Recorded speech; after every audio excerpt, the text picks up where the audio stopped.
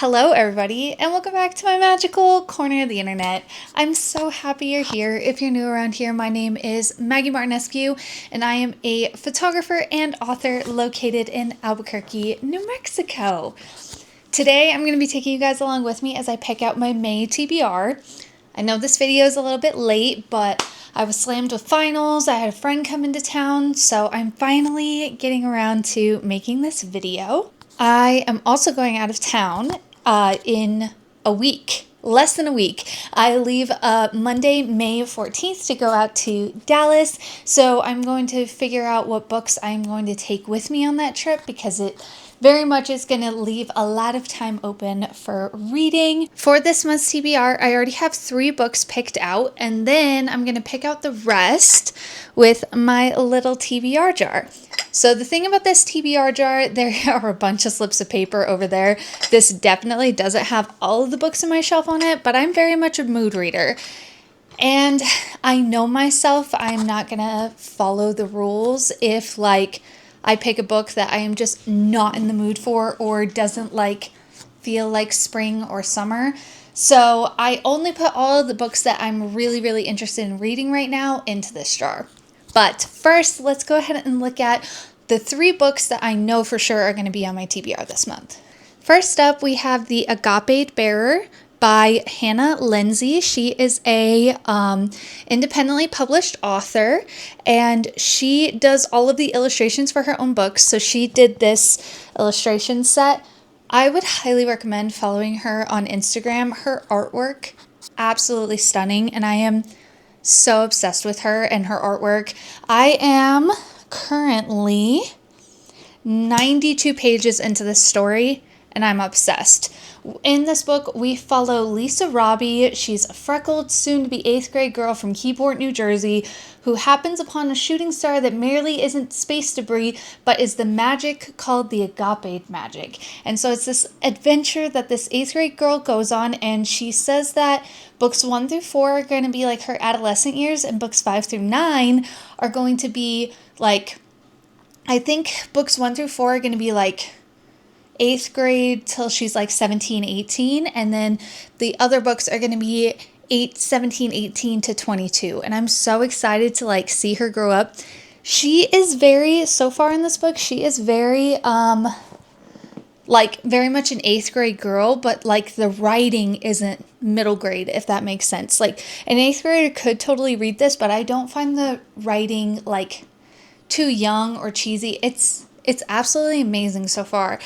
As of right now, I haven't finished the book, but as of right now, I highly recommend, and I'm excited to finish this book this month. The next book that I really, really want to pick up is Watermoon by Samantha Sotto Yambao. I am so excited for this book. It is absolutely gorgeous. I love everything about it. The inside of the book actually teaches you how to turn the dust jacket into a little water boat, and it's a magical pawn shop, cozy fantasy with a lot of Japanese it's set in a back street in Tokyo, and I'm so excited. It sounds absolutely beautiful. We follow this is the short little synopsis. A woman inherits a pawn shop where you can sell your regrets, and then embarks on a magical journey when a charming young physicist wanders into the shop in a dreamlike and enchanting fantasy novel. So, I really, really want to get to this month, so definitely going to pick this up. This is definitely going to Texas with me as well. The last book that I'm going to be for sure reading this month and will probably be going to Texas with me is Emily Wilde's Compendium of Lost Tales. This is the book 3 in the Emily Wilde series. This is one of my favorite series of all time. If you don't know this series, it is cozy fantasy, but there are some high stakes. We have a main character who all she cares about is fairyology, and she just is making this encyclopedia of fairies. And then comes along Wendell Bamblebee, who is her academic rival, and he's a pain in the butt, but he's so handsome and charming, and it's absolutely beautiful. I love this series so much. I relate to Emily so much as well. Like, I don't know, like, to me, as an autistic person, she is very autism coded, and I love that. I don't know if the author like intended that, but for me, I love reading about a character who is kind of weird and quirky and outside of society and just like loves her thing and doesn't ever want to do anything outside of her thing, and finally finds someone who breaks her out of her comfort zone. I absolutely love that. So this will be the last book that I know for sure I'm reading this month. So let's get into the TBR jar. Okay, so now we have my little TBR jar. Isn't it cute? I made it with my mother-in-law right before she moved away to North Carolina. So it's a little mushroom. If you're new around here or you don't know me, I absolutely love mushrooms. So there's about 15, maybe 20 books in here. So let's go ahead and pick from those. I'm so excited. Okay, so our first pick is, let's see. Before I do anything, there's 3 different colors. Green is series. Purple is just like my normal, like every other book, standalones. And then blue is my Asian-based fantasy, which is primarily a lot of what I read. So here we go, let's go. Okay, the first pick of this month. Okay, so it's just a normal book, so that means it's either a standalone or the ending to a series. Ooh, House of Dragons. Let me go grab it. Okay, here it is. This is House of Dragons by Jessica Clues. This book has been on my TBR for literally years. It has seen some better days. It is dusty. My husband and I have tried to read it a few times, but I'm really excited. So the short synopsis is: 5 houses will hear the call to compete for the dragon throne. A liar, a soldier, a servant, a thief, and a murderer will answer it. Who will win? So that is the 4th book on my TBR this month. I am giving myself 1 pass, but I think I'm pretty happy with that. I'm going to pick, let's see. I'm going to probably pick 3 more, so I'll have 6 on my TBR. So I'm going to pick 3 more, or 2 more, and then I'll see if like I want to pass on any of them and pick a new one. So let's see. Okay, there we go. It's part of a series. Ooh, His Majesty's Dragon. This is His Majesty's Dragon by Naomi Novic. It is a part of the, I cannot pronounce this, Temeraire series. This is pretty much World War II if they had dragons. Is pretty much what I've gotten from this. I'm so excited. This was one of the ones I was really hoping I was gonna pull. So yay, I'm glad that I'm gonna finally get to this book this month. Okay, last one, and we'll see if we wanna skip any of them. I think what I'm gonna do is I'm gonna see if any of them have audiobooks, because I'll be traveling on a plane a lot this month. So I wanna see if they don't have an audiobook, then I will definitely like do something different. Okay, last pick.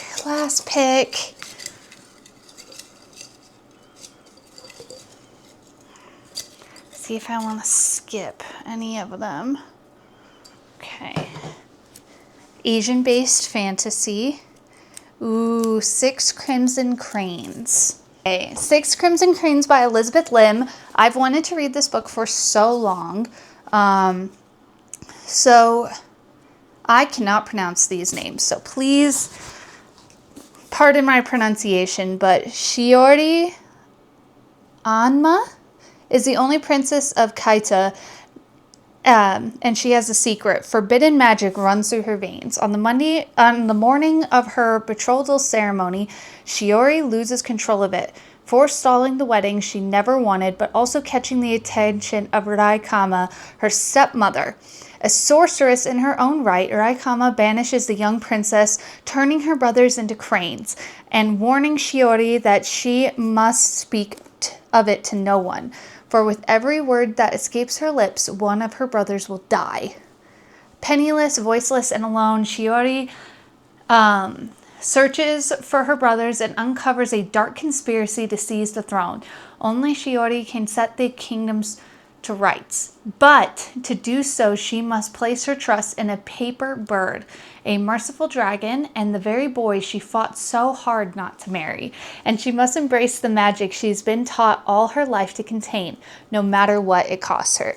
So this is a for sure. I'm definitely not going to give this one up, but let me make sure that all of these have audiobooks before I give my final verdict. Okay, so House of Dragons does not have an audiobook, and I do best with audiobooks, so this will be my one pass, because I want to make sure that it has an audiobook. Like I said, I'm going to be traveling a lot and stuff like that, so I want to be able to listen to audiobooks on the plane and stuff like that. So let's pick our new one.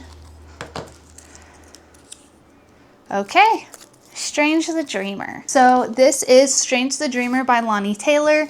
The dream chooses the dreamer. Lazo Strange, war orphan and junior librarian, has been obsessed with the mythic lost city of Weep for as long as he can remember, but it would take someone bolder than he to cross half the world in search of it.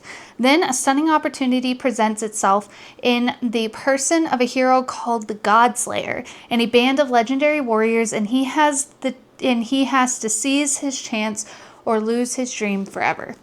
So that's part of the synopsis. I have heard so many good things about Strange the Dreamer. I've heard that the writing is absolutely beautiful and atmospheric. Let me make sure this has an audiobook. I'm pretty sure it does, but just to make sure, yes, it does have an audiobook. So we are good. I am so excited to get to these this month. I think I'm going to be able to read most of this stuff this month. So you know what? I'm going to break my rule and I'm going to get one more book. One more book, and then that will be it.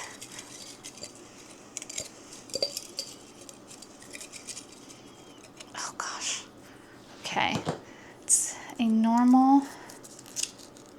Ooh, Dreams That Lie Beneath. This is The Dreams That Lie Beneath by Rebecca Ross. Clementine Madigan understands that her future holds only one thing: taking over for her father as a magical territory warden. Every new moon, magic flows down from the nearby mountain into Azinor, bringing nightmares to life. Though she secretly yearns to study the wild side of magic, Clementine is resigned to a future of protecting her town from its citizens' worst dreams. But when two magicians challenge her father for control of his territory, Clementine is forced to change her plans. Centuries-old secrets begin to rise when she seeks revenge on one of the brothers, and the magic of the new moon seems to be haunting her every turn. Clementine may need to team up with the handsome magician she intended to sabotage to defeat the curse that shadows her land. So, and then this says it's reminiscent of both Caraval and Finale by Stephanie Garber. And so I really loved Caraval. So this is going to be my last book on my TBR. Okay. So here is the stack of my TBR. I am going to figure out what is going to be the best ones to bring with me on my trip. See how many I can finish before next Wednesday. I'm not the fastest reader, but if I prioritize some of these, I think I will be able to get them done. I think I'll be able to get like through one or two of them before I go. So yeah, here is the stack. Thank you guys so much for watching. Make sure you tune in for the end of the month to see if I did in fact read everything. Thank you so much for watching till the end of this video. If you liked this video, make sure to leave a like and a comment down below and follow me on all my other socials, and I'll see you in the next one. Bye!